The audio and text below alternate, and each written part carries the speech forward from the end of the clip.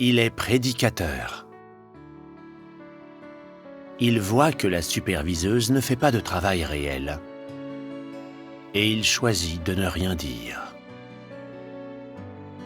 Il regarde comme le travail d'évangélisation en pâtit, mais n'ose pas le signaler. De quoi donc a-t-il peur? Quand il se protège ainsi, quel tempérament corrompu cela cache-t-il?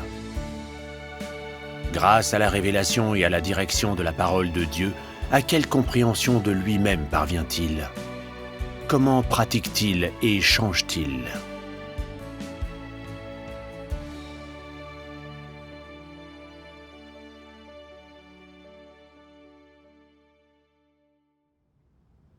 En septembre 2021, je prêchais l'Évangile. Au bout d'un moment, j'ai vu que la superviseuse d'évangélisation n'assumait aucun fardeau et qu'elle nous demandait rarement des nouvelles de nos devoirs. Elle agissait machinalement et ne résolvait pas les vrais problèmes. Elle ne nous était d'aucune aide et d'aucune utilité dans nos devoirs. Au début, je mettais ça sur le compte de son manque d'expérience à ce poste.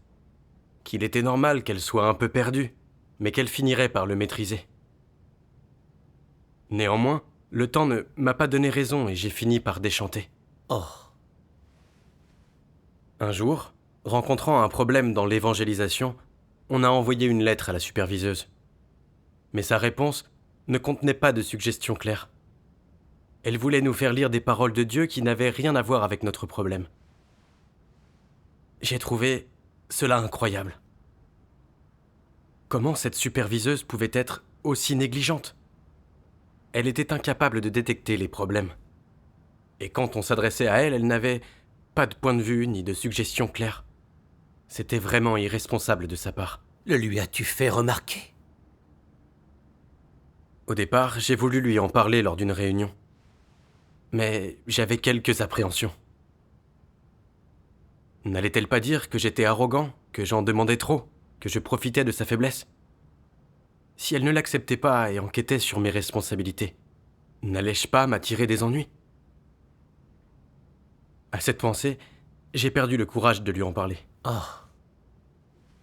La fois suivante où j'ai eu affaire à elle, j'ai minimisé le problème. Je lui ai rappelé « Si tu peux trouver, le temps suit notre travail pour voir s'il n'y a pas des problèmes. » Mais elle m'a répondu « Oh, vous prêchez depuis très longtemps, et vous comprenez les principes mieux que moi, et vos résultats sont bons, je suis là pour apprendre de vous. » Après ça, quand je lui rappelais qu'elle devait faire attention à notre travail, elle répondait quelque chose dans ce goût-là. Je me disais, elle ne fait aucun travail réel et elle se trouve des excuses. Elle n'accepte pas la vérité. La tâche d'une superviseuse est d'identifier et de résoudre les problèmes réels que les frères et sœurs rencontrent dans leurs devoirs, et de superviser le travail. c'est juste. Mais elle n'arrivait pas à identifier ou à résoudre les problèmes. Elle ne pouvait pas faire de travail concret. Si ça continuait ainsi, le travail serait affecté. En effet. Plus tard, j'ai voulu de nouveau lui en parler, pour qu'elle voie son problème et qu'elle y remédie vite. Mais je me suis encore dit, j'ai moi-même été superviseur dans le passé, et j'ai été renvoyé car je ne faisais pas de travail concret. Si je lui donne encore mon avis, elle va croire que j'accorde de l'importance au statut, que je trouve cela injuste, parce qu'on ne me nomme pas superviseur, que je pinaille. Ne va-t-elle pas avoir une piètre opinion de moi et me destituer? Mieux vaut laisser tomber. Elle n'a pas été confrontée au travail assez longtemps. Si j'attends, peut-être qu'elle va s'améliorer. Je n'ai donc plus abordé le sujet. Oh, et que s'est-il passé? A-t-elle changé? Non. Un peu plus tard, on lui a demandé de l'aide pour notre problème dans l'évangélisation. Mais elle n'a rien fait et nous a laissé nous débrouiller seuls. Une fois, je l'ai entendue expliquer que parce qu'elle ne connaissait pas le nombre des nouveaux venus, quand le dirigeant l'avait interrogée, elle lui avait donné un chiffre au hasard. Il y avait un grand écart par rapport au chiffre réel. Ignorait-elle que c'était de la triche? N'avait-elle aucune crainte de Dieu? Exactement. J'ai été furieux d'entendre ça. On l'informait chaque mois de la situation de l'évangélisation et on lui rappelait qu'elle devait suivre et guider notre travail. Mais elle ne savait même pas combien de nouveaux entraient dans l'église en un mois. En quoi faisait-elle un travail concret? Avec cette attitude dans son devoir, comment pouvait-elle agir en tant que superviseuse? Pas étonnant qu'elle ne voie aucun problème. Face à ces comportements, j'ai vu qu'elle ne faisait pas de travail concret, c'était une fausse ouvrière, et qu'elle n'était pas apte à superviser. En effet. À ce moment-là, j'ai eu envie de rédiger un rapport sur ces problèmes. Mais j'ai alors pensé, si elle apprend que c'est moi qui l'ai dénoncée, ne va-t-elle pas se dire que je fais exprès de lui trouver des défauts? Si ensuite elle dit du mal de moi aux dirigeants, ne va-t-il pas me muter ou me renvoyer? À cette pensée, j'ai reculé une fois de plus. 2 jours plus tard, j'ai entendu Sir Liu Qiangyi expliquer que cette superviseuse n'avait résolu aucun de leurs problèmes pratiques. Elle avait été informée que quelqu'un était arrogant, obsédé par le statut, profitait des faiblesses des autres et les attaquait, et avait dérangé les gens dans leurs devoirs. La superviseuse avait fermé les yeux et n'avait pas traité ça comme important. Finalement, ils avaient dû signaler le problème aux dirigeants. Si une superviseuse de ce genre n'est pas renvoyée, le travail en pâtit gravement. Exactement. En entendant Qiangyi, je me suis senti coupable. Je savais déjà que cette superviseuse avait des problèmes, mais je n'avais rien dit pour me protéger. Pourquoi ne pouvais-je pas pratiquer la vérité et protéger l'Église? Au cours de mes dévotions, j'ai lu 2 passages de la parole de Dieu. Dieu Tout-Puissant dit : il y a aussi des faux dirigeants qui ont un peu de calibre et peuvent faire un peu de travail, qui connaissent un peu les principes de la gestion de chaque type de personne, mais qui ont peur d'offenser, si bien qu'ils n'osent pas contraindre les méchants et les antéchrists. Ils vivent selon des philosophies sataniques, à l'écart des sujets qui ne les concernent pas personnellement. Ils ne se soucient pas de savoir si le travail de l'Église est efficace, ni de l'ampleur du préjudice causé aux élus de Dieu dans le cadre de leur entrée dans la vie. Ils pensent que de telles choses n'ont rien à voir avec eux. Ainsi, durant le mandat d'un tel faux dirigeant, l'ordre normal de la vie de l'Église n'est pas maintenu, et les devoirs et l'entrée dans la vie des élus de Dieu ne sont pas assurés. Quelle est la nature de ce problème? Ce n'est pas que ces faux dirigeants ne puissent pas travailler parce que leur calibre est médiocre. Alors, en quoi sont-ils faux? Ils sont faux en ce sens qu'il y a un problème concernant leur humanité. Durant leur mandat en tant que dirigeants, il ne peut y avoir aucune solution au problème des personnes mauvaises et des antéchrists qui perturbent et dérangent le travail de l'Église. Certains frères et sœurs en sont grandement blessés, et c'est un énorme revers pour le travail de l'Église. Ces faux dirigeants, lorsqu'ils remarquent un problème et voient quelqu'un provoquer une perturbation ou un dérangement, savent quelle est leur responsabilité, ce qu'ils doivent faire et comment ils doivent le faire, mais ils ne font rien du tout. Ils font semblant d'être sourds et muets, n'entendant rien et ne se posant de questions sur rien, et ils ne rapportent pas l'affaire à leurs supérieurs. Ils font semblant de ne rien savoir et de ne rien voir. N'est-ce pas un problème d'humanité chez eux? Quels principes guident leur façon de diriger? Je ne provoque ni perturbation ni dérangement, mais je ne ferai rien qui offense ou qui porte atteinte à la dignité des autres. Caractérisez-moi comme un faux dirigeant, mais je ne ferai tout de même rien qui offense. Je dois me ménager une échappatoire. Quelle sorte de logique est cela? C'est la logique de Satan. Et quelle sorte de tempérament est-ce? N'est-ce pas un tempérament très évasif et trompeur? Une telle personne n'est pas du tout sincère dans sa façon de traiter la commission de Dieu.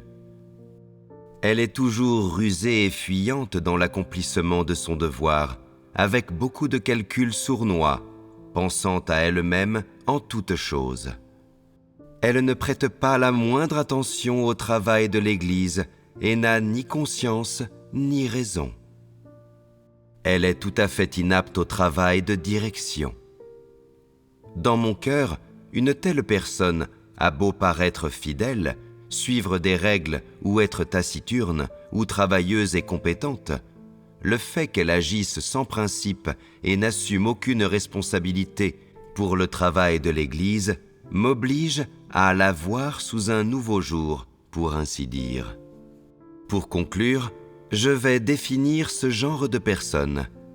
Elle ne commet peut-être pas de grosses erreurs, mais elle est très évasive et malhonnête. Elle n'assume aucune responsabilité et ne soutient pas du tout le travail de l'Église. Elle n'a aucune humanité. J'ai l'impression qu'elle est comme une sorte d'animal. Avec sa ruse, elle ressemble un peu au renard.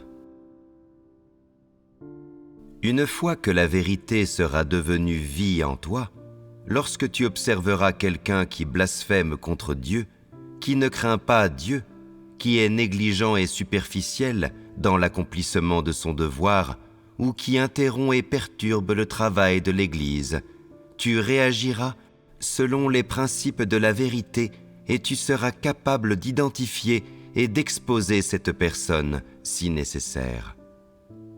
Si la vérité n'est pas devenue ta vie et que tu vis encore dans ton tempérament satanique, alors, quand tu découvriras des gens méchants et des démons qui provoquent des interruptions et des perturbations dans le travail de l'Église, tu fermeras les yeux et tu feras la sourde oreille. Tu les ignoreras sans que ta conscience te le reproche. Tu iras jusqu'à penser que quiconque provoque des perturbations dans le travail de l'Église n'a rien à voir avec toi. Peu importe à quel point le travail de l'Église et les intérêts de la maison de Dieu en souffrent, tu t'en moques, tu n'interviens pas et tu ne te sens pas coupable, ce qui fait de toi quelqu'un qui n'a ni conscience ni bon sens, un non-croyant, un exécutant. Tu manges ce qui appartient à Dieu, tu bois ce qui appartient à Dieu, et tu jouis de tout ce qui vient de Dieu. Mais tout préjudice aux intérêts de la maison de Dieu te semble être sans lien avec toi, ce qui fait de toi un traître qui mord la main qui te nourrit. Si tu ne protèges pas les intérêts de la maison de Dieu, es-tu seulement humain? C'est un démon qui s'est insinué dans l'Église. Tu feins de croire en Dieu, tu fais semblant d'être un élu et tu veux profiter de la maison de Dieu. Tu ne vis pas la vie d'un être humain et tu fais clairement partie des non-croyants. Amen. Amen. Ces paroles de Dieu m'ont alarmé. Surtout quand j'ai lu « Elle n'a aucune humanité ». Avec sa ruse, elle ressemble un peu au renard. Et un démon qui s'est insinué dans l'Église, des non-croyants. Le tempérament de Dieu ne souffre aucune offense. Oui. Dieu hait les gens trompeurs et en est dégoûté. Dieu qualifie ces gens de démons et de non-croyants. Oui. J'ai ressenti un fort sentiment de peur et de culpabilité. Et j'ai vraiment senti que Dieu m'exposait et me dénonçait en face. J'ai repensé à mon comportement. J'avais clairement vu que la superviseuse bâclait son devoir et ne faisait pas de travail concret. J'avais voulu aborder ce sujet, mais j'avais été trop précautionneux. Et, de peur qu'elle me trouve arrogant, je n'avais pas osé lui parler. Et même quand j'avais évoqué ce problème, je l'avais minimisé, je n'avais pas tout dit. J'avais même été encourageant malgré mes convictions, simplement pour pouvoir préserver mes relations avec elle. Par la suite, j'avais déterminé qu'elle était une fausse ouvrière incapable de faire un travail réel, qu'elle devait être mutée ou renvoyée, et qu'afin de protéger le travail de l'Église, il fallait l'exposer. Mais j'avais craint qu'elle dise que je rivalisais et que je lui rendais la vie dure, qu'elle me réprime. Alors, pour ma propre protection, j'avais fermé les yeux et constaté la paralysie du travail d'évangélisation sans rien signaler. J'étais vraiment fourbe et méprisable. Je n'étais pas sincère vis-à-vis de Dieu. J'ai repensé à mes années de croyance en Dieu. J'avais profité de la provision de tant de paroles de Dieu. Comment pouvais-je assister passivement aux pertes de l'Église et vouloir me protéger moi-même et pas du tout le travail de l'Église? Si j'avais signalé plus tôt le problème de la superviseuse, elle n'aurait pas retardé ni entravé le travail de l'Église. En effet. Plein de culpabilité, j'ai lu ces paroles.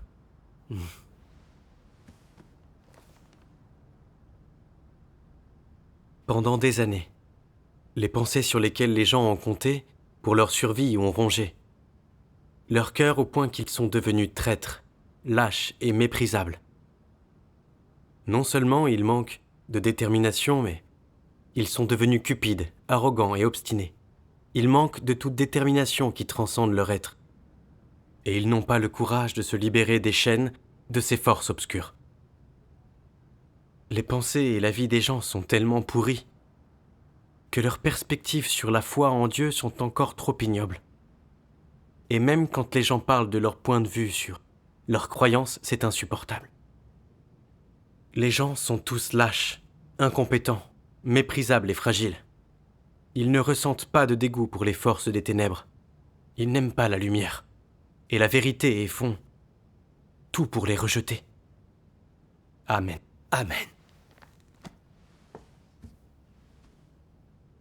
En y réfléchissant, j'ai vu que j'avais été corrompu par Satan et que les poisons de Satan étaient déjà enracinés en moi. Des philosophies de Satan comme « protégez-vous des reproches ». Moins il y a de problèmes, mieux cela vaut. Le clou qui dépasse sera enfoncé et mieux vaut prévenir que guérir. Étaient devenues ma nature et les lois selon lesquelles je vivais et exerçaient sur moi un contrôle ferme. Je ne me souciais que de mes intérêts quand je parlais ou agissais. J'avais même laissé une superviseuse qui ne faisait pas de travail concret retarder le travail de l'Église. J'avais fait comme si je ne voyais rien et je n'avais pas préservé l'Église. Je me rangeais involontairement du côté de Satan et lui servais de complice. J'étais dégoûtant aux yeux de Dieu. Oui.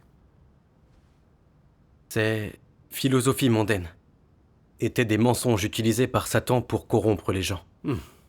En vivant selon ses idées, je ne pouvais que devenir de plus en plus trompeur et méprisable. Oui.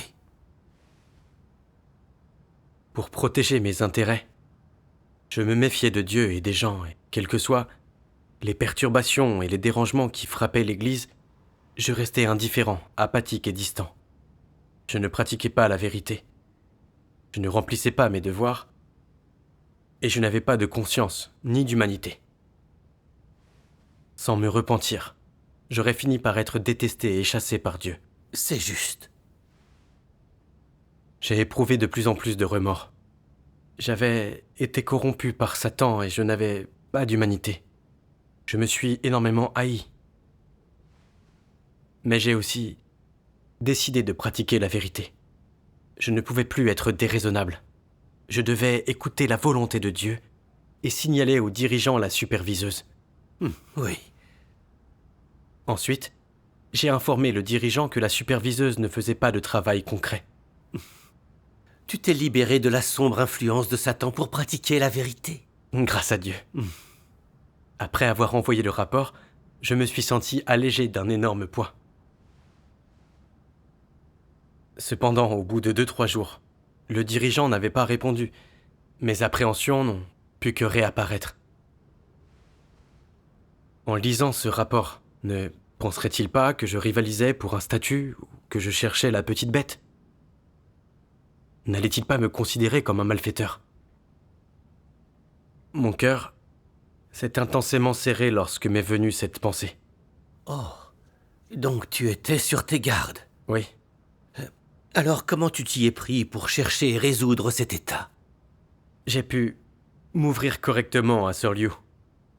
Elle m'a dit « Ne nies-tu pas la justice de Dieu et le fait que la vérité règne dans sa maison ?» Puis, elle a choisi ces paroles de Dieu et me les a lues. Dieu Tout-Puissant dit : des gens comme les antéchrists traitent toujours la justice et le tempérament de Dieu avec des notions, des défis et de la résistance. Ils pensent que Dieu soit juste, ce n'est qu'une théorie. Existe-t-il vraiment quelque chose comme la justice dans ce monde ? Au cours de toutes les années de ma vie, je ne l'ai pas trouvé ni vu une seule fois. Le monde est très sombre et mauvais, et les gens mauvais et les démons se portent plutôt bien. Ils vivent dans le contentement. Je ne les ai pas vus obtenir ce qu'ils méritent. Je ne vois pas où est la justice de Dieu là-dedans. Je me demande si la justice de Dieu existe vraiment. Qui l'a vue ? Personne ne l'a vue, et personne ne peut en témoigner. Voilà ce qu'ils se disent.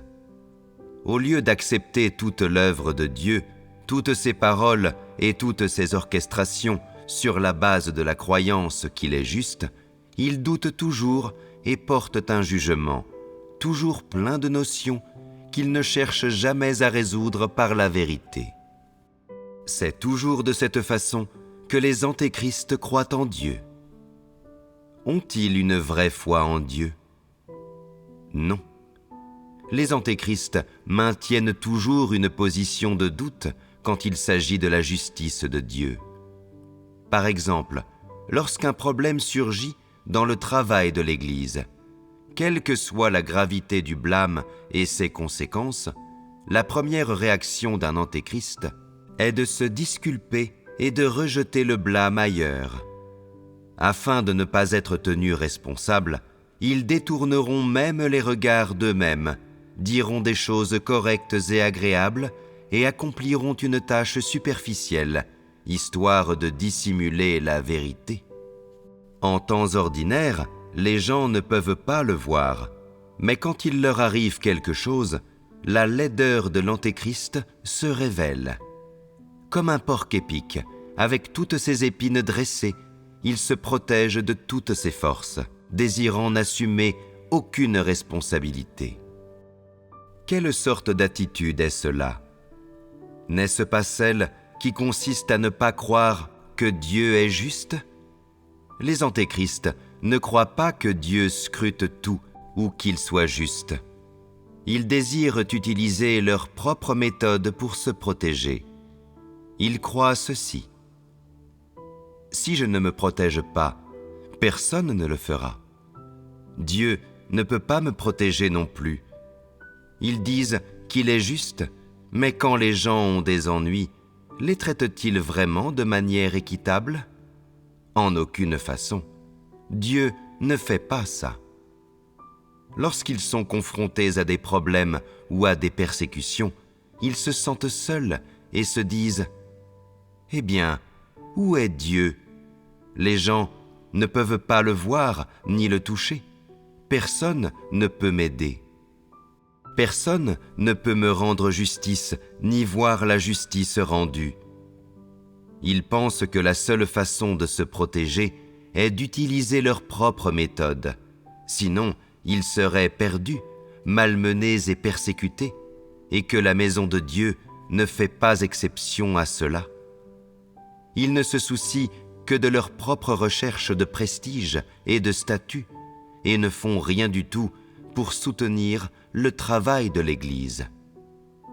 Quiconque fait quelque chose de mal et nuit aux intérêts de la maison de Dieu, il ne l'expose ni ne le dénoncent, mais agissent comme s'ils ne l'avaient pas vu. Quand on se penche sur les principes selon lesquels ils gèrent les choses et la manière dont ils traitent ce qui se produit autour d'eux, ont-ils une quelconque connaissance du tempérament juste de Dieu? Ont-ils une foi? Ils n'en ont aucune. Aucune, ici, ne signifie pas qu'ils n'en ont pas conscience, mais qu'ils défient le tempérament juste de Dieu dans leur cœur. Ils n'acceptent ni ne reconnaissent ce fait que Dieu est juste. Amen. Amen. Dieu révèle que la nature des antéchrists est fuyante et trompeuse. Ils observent toutes les choses et tout le monde en exploitant leur connaissance et abordent les problèmes avec suspicion. Ils ne croient pas à la souveraineté de Dieu ni qu'il examine tout, et encore moins que le tempérament de Dieu est juste. Alors, chaque fois qu'ils voient que quelque chose nuit à l'Église, ils se protègent et protègent leurs intérêts et ne pratiquent pas du tout la vérité. Tout se passe comme s'ils allaient être punis et réprimés s'ils n'étaient pas prudents et ne se protégeaient pas. Je me suis dit que j'étais comme un antéchrist. Je ne croyais pas à la justice de Dieu, ni au règne de la vérité et de la justice dans la maison de Dieu. La superviseuse ne faisait pas de travail concret, mais je n'osais pas le signaler. Même si j'avais trouvé le courage d'écrire un rapport. N'ayant pas une vraie compréhension de la justice de Dieu, quand le dirigeant n'avait toujours pas répondu, j'ai été méfiant et réservé. J'ai craint qu'il ne s'occupe pas d'elle, que je sois expulsé en tant que malfaiteur abusant des faiblesses des gens. J'étais vraiment malhonnête. Je n'avais aucune foi en Dieu. N'étais-je pas en train de nier la justice de Dieu et sa souveraineté sur toute chose? Je regardais l'orchestration de tout par Dieu du point de vue d'un non-croyant. J'étais en garde contre les dirigeants de l'Église. Je trouvais que l'Église était aussi injuste que le monde extérieur. En quoi croyais-je en Dieu? N'était-ce pas un blasphème contre Dieu? C'est juste. J'ai alors repensé à ces paroles de Dieu.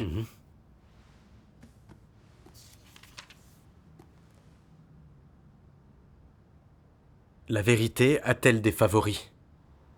La vérité peut-elle délibérément s'opposer aux gens? Si tu cherches la vérité, peut-elle t'accabler? Si tu tiens bon pour la justice, est-ce qu'elle va t'abattre? Si ton aspiration est vraiment de poursuivre la vie peut-elle t'échapper?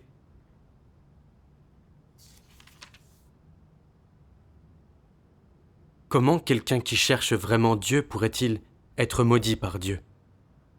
Comment quelqu'un qui est saint de raison et qui a une conscience sensible pourrait-il être maudit par Dieu? Comment quelqu'un qui adore et sert vraiment Dieu pourrait-il être consumé par le feu de sa colère? Comment quelqu'un qui est heureux d'obéir à Dieu pourrait-il être banni de sa maison? Comment quelqu'un qui trouve qu'il n'aime pas assez Dieu pourrait-il vivre dans sa punition? Comment quelqu'un qui est heureux de tout abandonner pour Dieu pourrait-il se retrouver sans rien? Amen. Amen. Oui. L'essence de Dieu est juste et fidèle. L'homme doit pratiquer et vivre les paroles de Dieu. Rechercher et pratiquer la vérité et protéger le travail de l'Église sont des choses positives qui reçoivent l'approbation de Dieu. En particulier, la dénonciation des antéchrists, des malfaiteurs et des faux dirigeants et ouvriers rencontre l'approbation de Dieu et est une action juste. Oui. Quand on y pense, est-ce qu'une personne qui pratique la vérité et qui est juste a déjà été exclue de l'Église? Est-il arrivé qu'une personne qui recherche et aime la vérité soit abandonnée ou chassée par Dieu? Non. Au contraire, non seulement ceux qui pratiquent la vérité n'ont pas été réprimés, mais ils ont eu droit à une protection et à l'approbation de leurs frères et sœurs. Oui. Même si quelques-uns sont réprimés et punis par des antéchrists ou des malfaiteurs parce qu'ils pratiquent la vérité, ce n'est que temporaire. Et ces antéchrists et ces malfaiteurs seront tous exposés et expulsés de l'Église. En outre, ceux qui auront été réprimés par les antéchrists et les malfaiteurs auront réalisé des réels gains en priant Dieu et en recherchant la vérité. Ils auront gagné en discernement vis-à-vis des malfaiteurs. Ils auront aussi acquis une certaine expérience de la souveraineté toute-puissante de Dieu. Ces choses révèlent entièrement le tempérament juste de Dieu et le fait que la vérité et la justice règnent dans la maison de Dieu. Tu as raison. Dans la maison de Dieu, seuls les antéchrists et ceux qui ont l'intention de faire le mal seront expulsés par l'Église. Quand j'avais signalé le problème de la superviseuse, je n'avais eu aucune intention malveillante, ni pour m'attaquer à ses faiblesses. C'était par considération pour l'Église. Ce que j'ai signalé n'était que des faits, pas pour lui causer du tort. J'ai agi, non pas pour le mal, mais pour le bien de la superviseuse et de l'Église. Oui. Si elle était quelqu'un qui pouvait rechercher et accepter la vérité, après avoir été dénoncée, elle aurait réfléchi sur elle-même. Cette situation lui serait bénéfique pour mieux comprendre ses défauts et sa corruption, et favoriserait son entrée dans la vie. Si elle me haïssait à cause de cela, ou même si elle me renvoyait sur un coup de tête, cela révélerait qu'elle n'aimait pas et n'acceptait pas la vérité, était inapte pour un poste important. En effet. Quand j'en ai pris conscience, mon cœur s'est illuminé, et je n'étais plus contraint. Dénoncer les faux ouvriers qui ne font pas un travail réel est ma responsabilité et ce que je dois faire. Je ne le regretterai jamais malgré les conséquences. Quand tu as compris la justice de Dieu, tu n'as plus eu d'inquiétude. Non. Ce soir-là, une lettre du dirigeant est arrivée. La superviseuse avait été renvoyée. Oh. Lire cette lettre m'a beaucoup ému. La vérité et la justice règnent dans la maison de Dieu. Dieu soit loué. J'ai remercié et loué Dieu. Dieu soit loué. Grâce à cette expérience, non seulement j'ai gagné en discernement sur les faux ouvriers, mais j'ai aussi compris combien ma nature était malhonnête. Et j'ai acquis une certaine conscience du tempérament juste de Dieu. Tout cela, c'était par la grâce de Dieu. C'est juste. À l'avenir, quoi qu'il m'arrive, je suis prêt à suivre la volonté de Dieu, à pratiquer la vérité et à m'acquitter des devoirs qui m'incomberont. Dieu soit loué. Dieu soit loué. Et grâce à cette expérience,